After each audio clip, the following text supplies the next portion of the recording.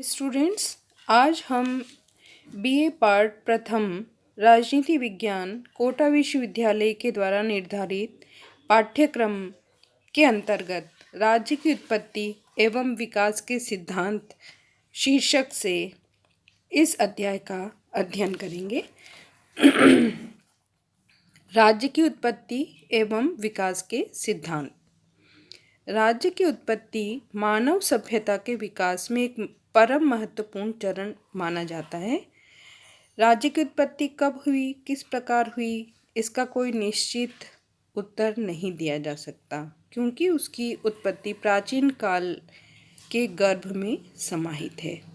राजनीतिक दर्शन में इस विषय को दो प्रकार से देखा जा सकता है। प्रथम, ऐतिहासिक दृष्टि से राज्य की वास्तविक उत्पत्ति किस प्रकार हुई, राज्य की उत्पत्ति और विकास के संबंध में हमको कौन कौन से ऐतिहासिक प्रमाण मिलते हैं। दूसरा है कि काल्पनिक तथा सैद्धांतिक दृष्टि से हम दार्शनिकों द्वारा इस विषय पर दिए गए विभिन्न सिद्धांतों का अध्ययन करके यह जान सकते हैं कि राज्य की उत्पत्ति किस प्रकार हुई होगी। इस संबंध में विभिन्न विचारकों ने समय समय पर विविध विचार व्यक्त किए हैं। वास्तव में राज्य की उत्पत्ति कब कैसे हुई, इस प्रश्न का निश्चित उत्तर तब तक नहीं दिया जा सकता जब तक कि इस संबंध में इतिहास में कौन कौन से सिद्धांत प्रतिपादित हुए हैं यह नहीं देखा जाए। वस्तुतः राज्य की उत्पत्ति तो पूर्व ऐतिहासिक समय में हुई, जहाँ से इतिहास शुरू होता है। राज्य तो उससे पहले ही अस्तित्व में आ चुका था। ऐतिहासिक तथ्यों के अभाव में राज्य की उत्पत्ति के संबंध में लेखकों ने अनुमान और कल्पना का सहारा लेकर विभिन्न सिद्धांतों का प्रतिपादन किया। इन सिद्धांतों में से कुछ महत्वपूर्ण सिद्धांत निम्नलिखित हैं, जिनके विवेचन और विभिन्न दृष्टिकोणों के उचित समन्वय से ही हम राज्य की उत्पत्ति का सही अनुमान लगा सकते हैं। ये सिद्धांत हैं मुख्य रूप से देवीय उत्पत्ति का सिद्धांत, शक्ति सिद्धांत, सामाजिक समझौते का सिद्धांत, ऐतिहासिक या विकासवादी सिद्धांत। इनकी हम अलग अलग समय पर चर्चा करेंगे। सबसे पहले यहाँ आपको मैं ये बताऊंगी कि देवी उत्पत्ति का सिद्धांत राज्य की उत्पत्ति के संबंध में किस प्रकार के तथ्यों का प्रतिपादन करता है। देवी उत्पत्ति के सिद्धांत की यदि हम व्याख्या करें तो यह बात निकल कर के सामने आती है कि राज्य की उत्पत्ति का ये सिद्धांत बहुत पुराना सिद्धांत है। इस सिद्धांत के द्वारा राज्य की उत्पत्ति की बहुत साधारण व्याख्या प्रस्तुत की जाती है, जिसके अनुसार जिस प्रकार ईश्वर की सृष्टि की अन्य सभी चीज़ों का रचयिता ईश्वर है, उसी प्रकार इस राज्य का भी रचयिता है। हम सब परिचित हैं कि जब किसी वस्तु की उत्पत्ति के कारण स्पष्ट नहीं होते तब उन्हें हम देवीय कह देते हैं। इस सिद्धांत के अनुसार राज्य की सृष्टि प्रत्यक्ष या परोक्ष रूप से ईश्वर ने की है। राज्य मानव निर्मित संस्था न होकर एक देवीय संस्था है। राज्य ईश्वर का अभिकर्ता अथवा प्रतिनिधि है। मानव जाति के कल्याण के लिए ईश्वर ने राज्य का निर्माण किया है, इसलिए मानव का एकमात्र कर्तव्य है राज्य के आदेशों का बिना किसी शर्त के पालन करना। संक्षेप में देवी सिद्धांत की व्याख्या 3 रूपों में की गई है। पहली है, ईश्वर ने स्वयं इस पृथ्वी पर आकर शासन की स्थापना की। दूसरा रूप है कि ईश्वर ने अपने प्रतिनिधियों के माध्यम से जनता पर शासन स्थापित किया। और तीसरी धारणा मान्यता है कि ईश्वर ने मनुष्यों में ऐसी प्रवृत्तियां उत्पन्न की जिनसे उनमें शासन और व्यवस्था की आवश्यकता प्रतीत हुई और उनमें अनुशासन व आज्ञा पालन की भावना का जन्म हुआ। यदि हम इस सिद्धांत की ऐतिहासिक विकासिक यात्रा देखते हैं तो इस पर प्रागैतिहासिक काल के विचारों की छाप है। उन दिनों मनुष्य की बुद्धि का विकास नहीं हुआ था, वैज्ञानिक कारणों को खोजना नहीं सीखा था, अतः सभी क्रियाओं के पीछे किसी देवीय शक्ति, अदृश्य सत्ता का हाथ माना जाता था। राज्य की उत्पत्ति के देवीय सिद्धांत के सर्वप्रथम प्रवर्तक यहूदी थे।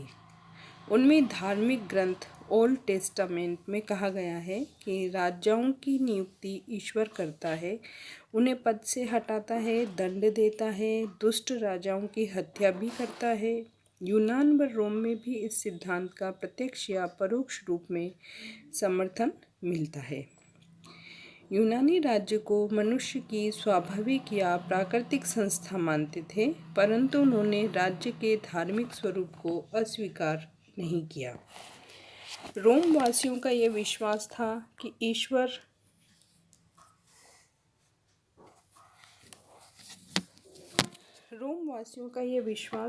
कि ईश्वर अपरोक्ष रूप से राज्य की शासन व्यवस्था का संचालन करता है। प्लूटार्क के शब्दों में एक नगर की स्थापना भूमि के बिना संभव है, परंतु ईश्वर में विश्वास के बिना संभव नहीं हो सकती। मिस्र के प्राचीन निवासी तो राजा को साक्षात ईश्वर मानते थे। चीन में राजा को ईश्वर का प्रतिनिधि अथवा देवताओं का वंशज समझा जाता था। जापान में राजा को सूर्य पुत्र माना जाता था। नेपाल, तिब्बत आदि देशों में भी राजा को ईश्वर का अवतार समझा जाता था। भारत में मनुस्मृति में इस बात का उल्लेख मिलता है कि निर्बलों की बलवानों से रक्षा करने हेतु ईश्वर ने राज्य की स्थापना की है। महाभारत में भी स्पष्ट यही उल्लेखित है कि जब लोगों के लिए अराजकता असहनीय हो गई थी तो परमात्मा के पास गए और प्रार्थना की कि हे प्रभु, मुखिया के बिना हमारा विनाश हो रहा है। तब ईश्वर ने मनु को उनका राजा नियुक्त किया।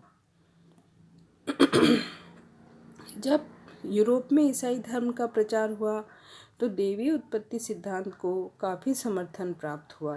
जैसे कि बाइबल में लिखा है, प्रत्येक प्राणी को देवी शक्ति के अधीन रहना चाहिए, क्योंकि परमात्मा के अलावा दूसरी कोई शक्ति है ही नहीं। अब हम देखेंगे कि राजाओं को देवी अधिकार किस प्रकार, किस सिद्धांत के अंतर्गत या किस विचारधारा के अंतर्गत दिए गए।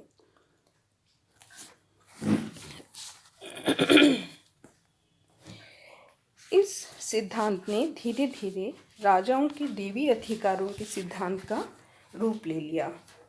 यद्यपि राजाओं के देवी अधिकारों का सिद्धांत और राज्य की उत्पत्ति का देवी सिद्धांत एक दूसरे से भिन्न हैं, तथापि देवी अधिकार का सिद्धांत इस सिद्धांत का ही उपनियम है। 16वीं और 17वीं शताब्दी में इस सिद्धांत के आधार पर राजाओं के देवी अधिकार प्रतिपादित हुए। रॉबर्ट फिल्मर और इंग्लैंड का राजा जेम्स प्रथम इस सिद्धांत के प्रथम प्रतिपादक थे। इस सिद्धांत की व्याख्या करते हुए जेम्स प्रथम ने कहा था कि राजा लोग पृथ्वी पर ईश्वर की श्वास लेती हुई मूर्तियां हैं और उनके आदेशों की अवज्ञा ईश्वर की अवज्ञा है।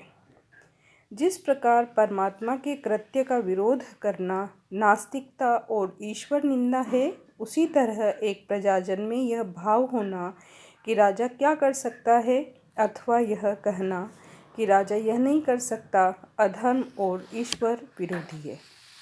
इस धरती पर राजतंत्र का राज्य सर्वोच्च है, क्योंकि राजा लोग धरती पर भगवान के केवल सहायक और भगवान के सिंहासन पर बैठने वाले भगवान के अभिकर्ता नहीं, अपितु स्वयं भगवान के द्वारा भगवान के रूप कहे जाते हैं। इस विचारधारा में यह बात सम्मिलित थी कि राजा बुद्धिमान और अच्छे होते हैं और प्रजा मूर्ख और कमज़ोर होती है। यदि राजा बुरा हो तो भी प्रजा को उसके विरुद्ध विद्रोह करने का अधिकार नहीं है। राजा के प्रति विद्रोह करना स्वयं ईश्वर के प्रति विद्रोह करना है, क्योंकि राजा तो ईश्वर का प्रतिनिधि है।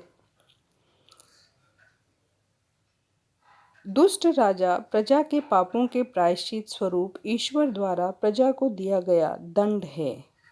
जैसे कि जेम्स प्रथम के शब्दों में राजाओं को देवता कहना बिल्कुल ठीक है, क्योंकि वे पृथ्वी पर देवीय शक्ति की तरह ही व्यवहार करते हैं। इस तरह इस सिद्धांत की प्रमुख मान्यताएं बन गईं कि राज सत्ता ईश्वर द्वारा नियुक्त है, वंशानुगत अधिकार अटल है, राजा केवल अपने ईश्वर के प्रति जिम्मेदार है, किसी वैधानिक राजा के प्रति विद्रोह करना केवल अपराध ही नहीं पाप है। और यही सिद्धांत आगे चलकर राजाओं की निरंकुशता का प्रबल समर्थक बन गया। जैसे कि यहाँ मैंने आपको बताया देवी सिद्धांत की मान्यताएं। अब ये जो मान्यताएं हैं, इसी के कारण 17वीं शताब्दी के उत्तरार्ध में इस सिद्धांत का पतन होने लगा, क्योंकि जैसे जैसे मनुष्य का बौद्धिक विकास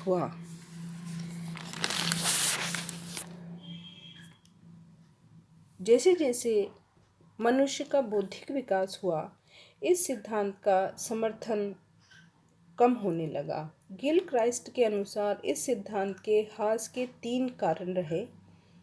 पहला, सामाजिक समझौता सिद्धांत द्वारा इस धारणा का प्रतिपादन कर दिया गया कि राज्य की उत्पत्ति ईश्वर के द्वारा न होकर आपसी समझौते का परिणाम है। दूसरा कारण रहा कि चर्च की शक्ति का ह्रास हुआ। चर्च का राज्य से पृथक किया जाना और जीवन के लौकिक प्रश्नों के महत्व का सर्वोपरि माना जाना इसके ह्रास का कारण रहा। और तीसरा कारण यह था कि इस सिद्धांत को सबसे करारी चोट लोकतंत्रवाद की भावना के विकास से मिली। लोकतंत्रवाद ने राजा के स्वेच्छाचारी एवं निरंकुश शासन का विरोध और खंडन कर दिया। अब हम यहाँ पर इसकी आलोचना देखेंगे। देवीय सिद्धांत के आलोचना बर्ट्रैंड रसेल के शब्दों में इस प्रकार की गई है। यह संपूर्ण सिद्धांत आधुनिक मस्तिष्क को इतना विचित्र लगता है कि यह विश्वास नहीं होता कि लोगों ने कभी गंभीरता से इसकी व्याख्या की होगी। निम्नलिखित तर्कों के आधार पर आलोचना की जाती है। यह सिद्धांत अवैज्ञानिक तथा तर्कहीन है। यह सिद्धांत अनैतिहासिक है। यह सिद्धांत निरंकुशता का पोषक है, लोकतंत्र विरोधी है, धार्मिक सिद्धांत न कि राजनीतिक सिद्धांत है, रूढ़िवादी सिद्धांत है। यह मानवीय संस्था है, न कि देवीय संस्था है। लेकिन फिर भी यह सिद्धांत आज मृत प्राय होने के बाद भी कुछ अंश तक उपयोगी है। यह सिद्धांत राज्य के नैतिक आधार पर जोर देता है। राज्य को ईश्वर की कृति मानने का अर्थ है कि राज्य को उच्च नैतिक आधार पर स्थापित करना चाहता है। यह राज्य का नैतिक कर्तव्य माना जाता है कि सुराज्य स्थापित करे। इसमें यह अर्थ निहित है कि राज्य का उद्देश्य लोक कल्याण है। पहला महत्व तो यह। दूसरा है अराजकता और अव्यवस्था को समाप्त कर समाज में शांति व सुव्यवस्था कायम करने में यह सिद्धांत काफ़ी सहायक सिद्ध हुआ। प्रारंभिक मनुष्य ईश्वर से बहुत डरता था, धर्म प्रेमी था, इसलिए शासकों के लिए सिद्धांत के आधार पर जनता पर शासन करने में बड़ी सुविधा हुई। इससे लोगों में आज्ञाकारिता की भावना का विकास हुआ। जैसे कि गेटेल के शब्दों में, इस सिद्धांत ने उस समय लोगों को आज्ञा का पालन करना सिखाया जिस समय वे अपने ऊपर शासन करने के लिए तैयार नहीं थे। गिल क्राइस्ट ने लिखा है कि यह कितना ही गलत और विवेक शून्य सिद्धांत क्यों न हो, कम से कम अराजकता के निवारण का श्रेय इसे अवश्य प्राप्त होना चाहिए। इसके बाद हम शक्ति सिद्धांत, राज्य की उत्पत्ति के शक्ति सिद्धांत के बारे में पढ़ेंगे। मुझे आशा है कि आप इस वीडियो से राज्य की उत्पत्ति के देवी सिद्धांत के बारे में समझ चुके होंगे।